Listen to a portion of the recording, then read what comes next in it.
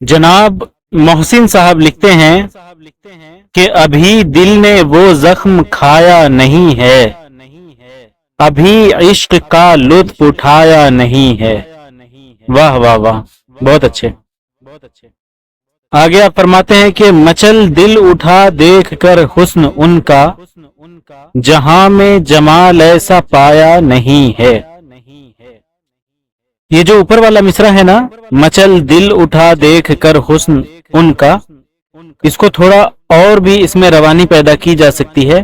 اس طرح آپ نے لکھا مچل دل اٹھا دیکھ کر حسن ان کا، اس کی جگہ آپ یوں لکھیں مچل اٹھا دل دیکھ کر حسن ان کا، مچل اٹھا دل دیکھ کر حسن ان کا۔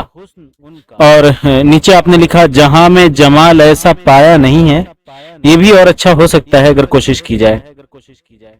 آگے آپ فرماتے ہیں کہ ہو کیا فائدہ میرا مر کر خدایا، مسیحا جنازے کو آیا نہیں ہے۔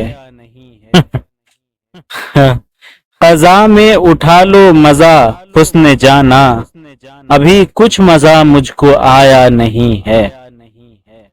یہ بڑا ہی کمزور سا شعر ہے، اس پر اور محنت کی ضرورت ہے، اس پر تھوڑا دھیان دیجیے گا۔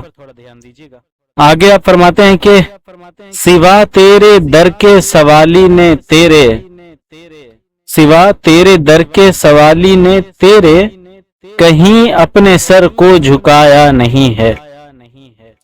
یہ جو آپ نے لکھا نا سوا تیرے در کے سوالی نے تیرے، اور دوسرا مصرع جو ہے کہیں اپنے سر کو جھکایا نہیں ہے، یہ کو جو ہے نا، کو یہ مزہ خراب کر رہا ہے، اس کی جگہ آپ یوں لکھ سکتے ہیں کہ کہیں بھی سر اپنا جھکایا نہیں ہے، کہیں بھی سر اپنا جھکایا نہیں ہے۔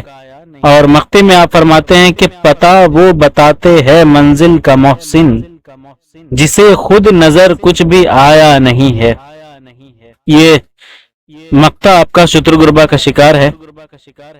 یہ جو آپ نے لکھا پتہ وہ بتاتے ہیں، بتاتے جب لکھ دیا آپ نے تو ہے نہیں ہے ہونا چاہیے، ٹھیک ہے نا۔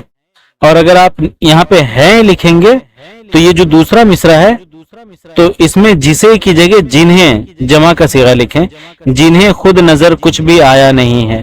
اور یا تو بتاتے ہیں کی جگہ اگر آپ ہے کو رہنے دیں اور پتہ وہ بتاتا ہے یوں کر دیں تو بھی صحیح ہو جائے گا، پتہ وہ بتاتا ہے منزل کا محسن، جسے خود نظر کچھ بھی آیا نہیں ہے۔